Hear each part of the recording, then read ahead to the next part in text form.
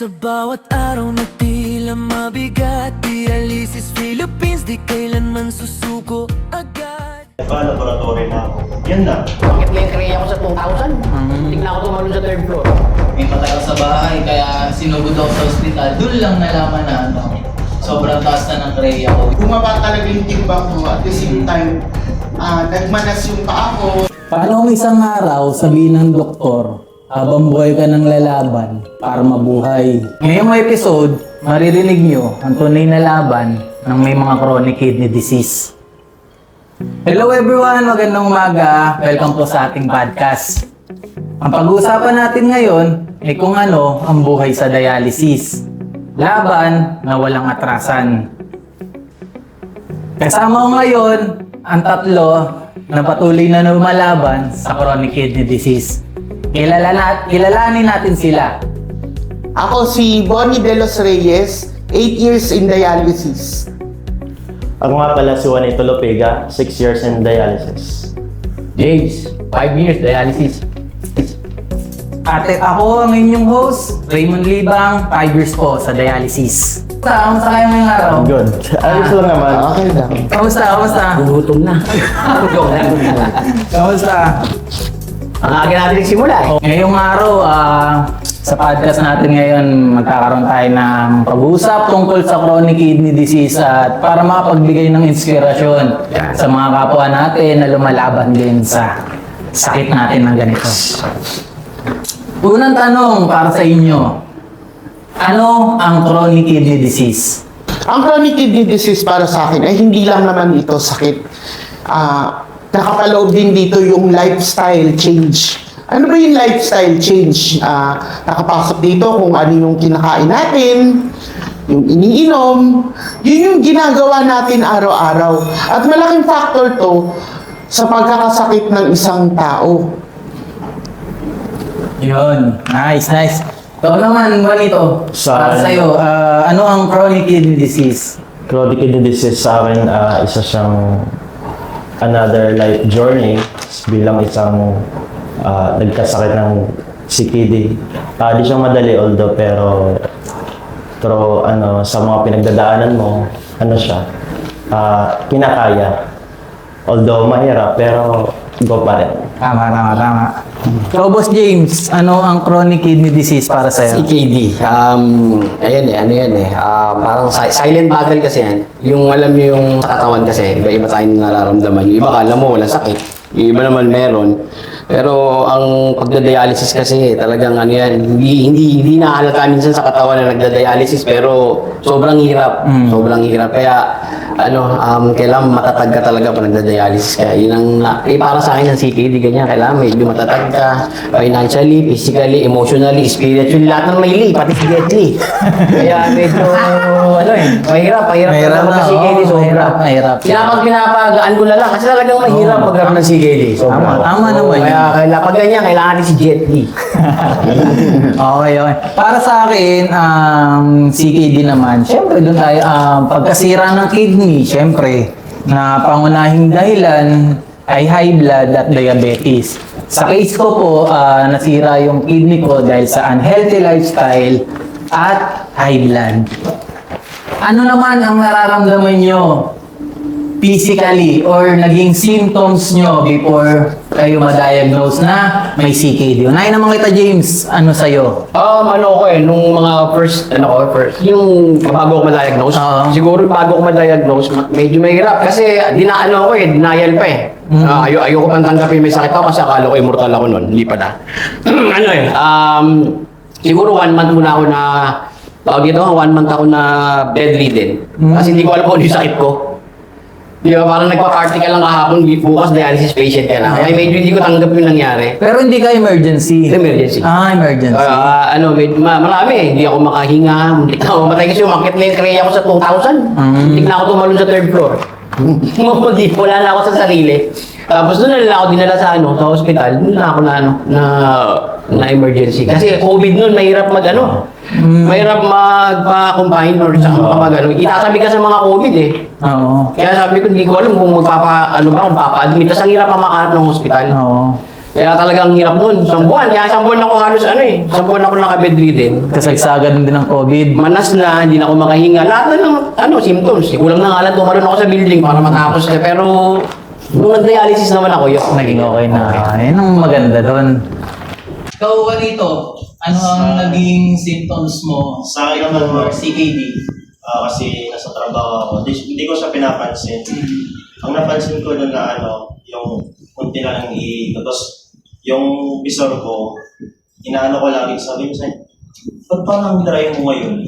Tapos naninilaw daw ako. Yung namumutla, sabi, ba't namumutla ka? Yun na, tapos konting lamig, naninigas na yung kamay at saka pa ako. Sabi ko, parang di normal to.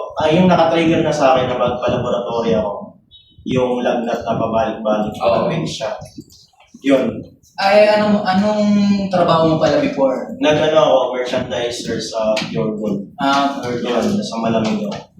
Tapos yun, nakatrigger na sa akin yung pag-lagnat ko. Pag halimbawa madaling araw, lalagnat din ako. Tapos kinabukasan nakawala siya. 1 week yun. Sabi ko, parang hindi normal to. Kaya nagpa-laboratory na ako. Yun na. Tapos, Nakuha ko yung result, kinagabihan, hindi na ako pinaano ng doktor ko na admit na agad dapat, emergency. emergency dialysis ka rin? 2,000 na yung ko. Kaya Sabi sa akin, huwag mo nang paano yun to, paabutin ng bukas, referral agad, admission. Dialysis agad? Dialysis agad. Okay. Ikaw, Bon, ano naman ang mga experience mo before ka ma-diagnose ng CKD? Dati, nawalan ako ng gana kumain. Nawalan ng gana kumain. Medyo malaki yung katawan ko, pero kahit ganun, bumaba talaga yung timbang ko. At the same time, nagmanas yung paa ko, and then may work din ako noon. Tapos napansin nung boss ko na bakit nahirapan akong maglakad. At nahirapan din akong parang hinihingal ako. 1 floor lang yun Isang floor lang, pero hinihingal na ako. So, nung pumunta na ako sa hospital yun, na-detect na mataas na yung playa ko and bumababa na yung hemoglobin ko. Nagpa-second opinion kami sa NKTI pero wala, dialysis, emergency dialysis. Ay, kumbaga emergency dialysis rin. Yung nagpa-check up, emergency rin talaga. Okay. Sa akin naman, yung sa experience ko, January 5, 2021 kasi ako na-diagnose ng CKD. So 2 months or 3 months yata before ako ma-diagnose, may mga symptoms na ako like, mabilis ako mapagod, sobrang pati ng buong katawan ko. Pero syempre ako matigas kasi ulo ko dati. Hindi ako nagpapa-check up. Ayaw nagpapa-check up. So anong nangyari sa akin, yun, tinis ko lang. Hanggang dumating yung araw na nahimatay ako sa bahay. Kaya sinugod ako sa ospital. Doon lang nalaman na sobrang taas na ng Rhea ko, which is 2,200. Contest ba tayo? Sino pinakataas kanina? Ilang ka? 2,000. Ikaw? 1.8 ako 2,000 ano ka? 2,000 mo lang siguro. Wala. Top 1 ako. Ayun, emergency dialysis. Kaya pare-parehas pala tayo, emergency dialysis. Wala. Tanggap nyo kagad lang. Yan ang sunod nating question.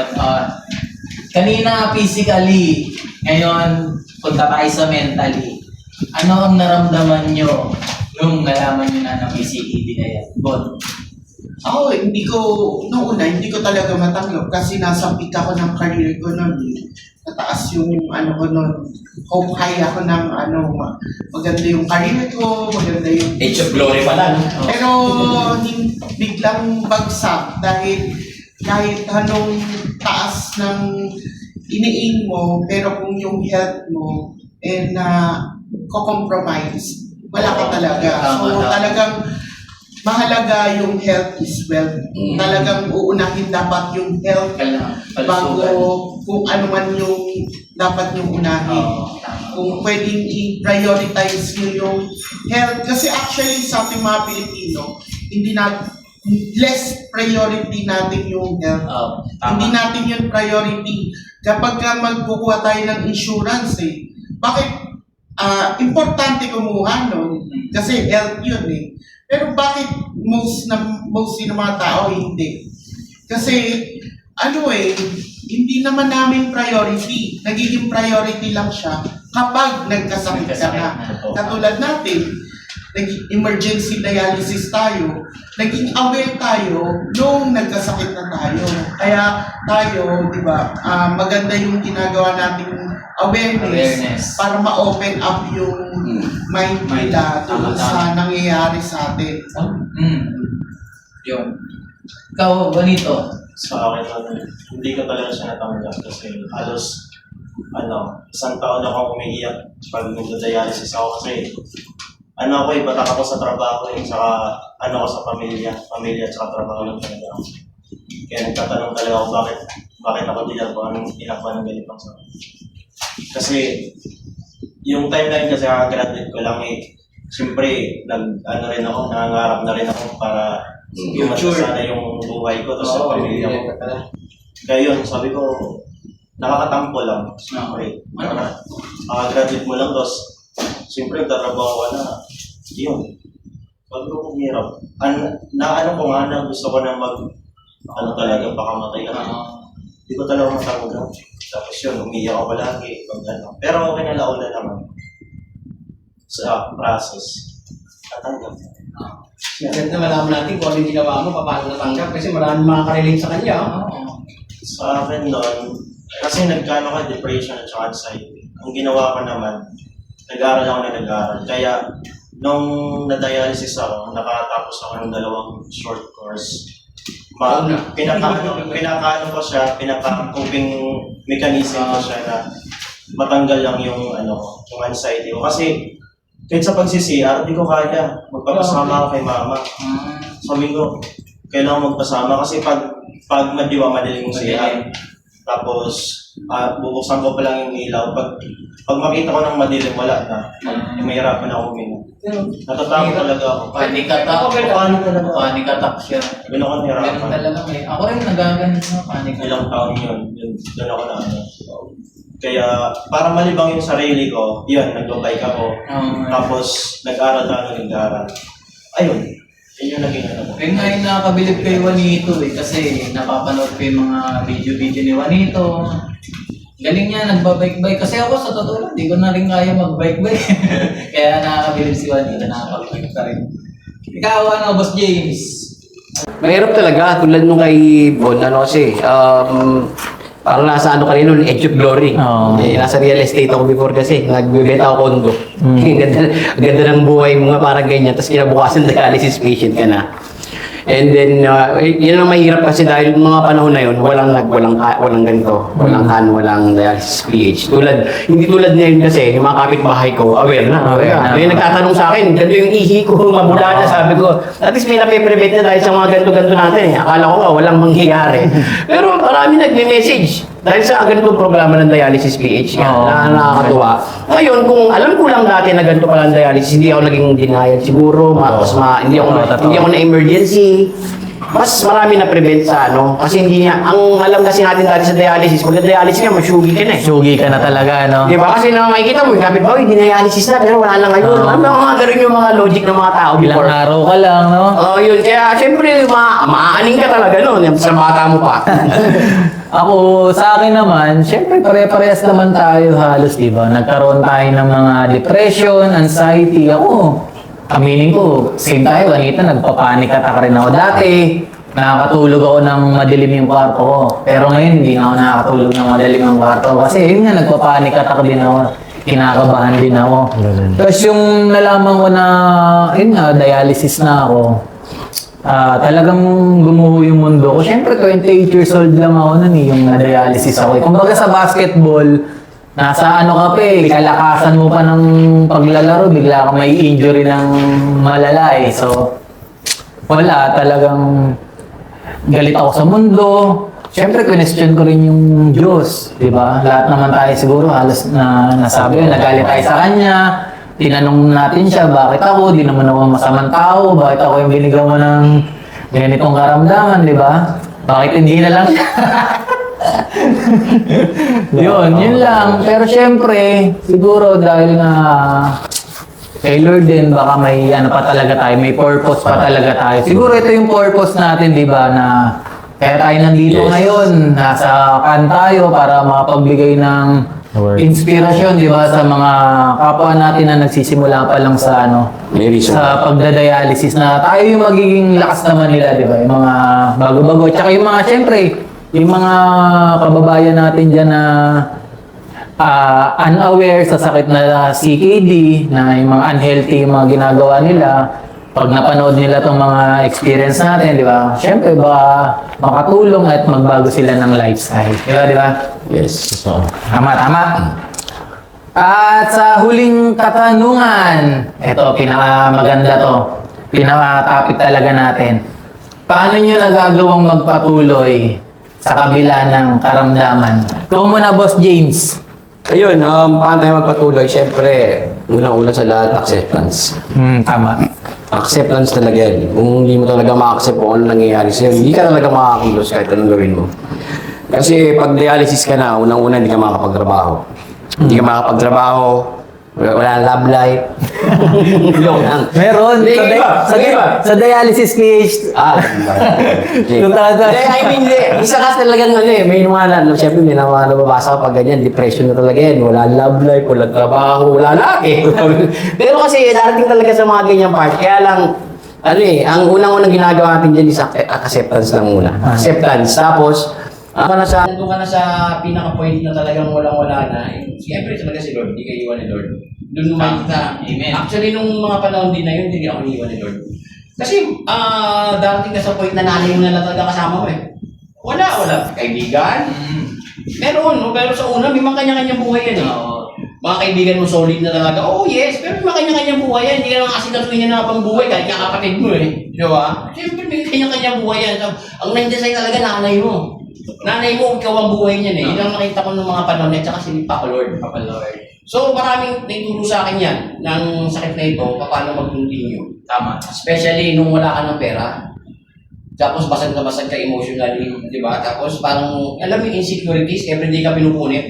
Magkatao na ganyan, parang pinupunit ka everyday na ganyan, no? Parang gano'n, no? Kasi nga, yung sakit mong ganyan, parang pumunta pa lang sa dialysis, nakakaano, di ba? Tapos magkakaroon kayo ng mga gathering ng mga friends, nakakayahan sa mama, di ba? Pero pag na-accept mo na kasi siya, tapos mapapatuloy mo na yung ginagawa mo, actually nakaka-inspire ka na. Mayabang ka na ngayon. Parang gusto na nga magpapisto na ng mga kasama ko. Kasi nai-inspire na sila sa akin masyado eh.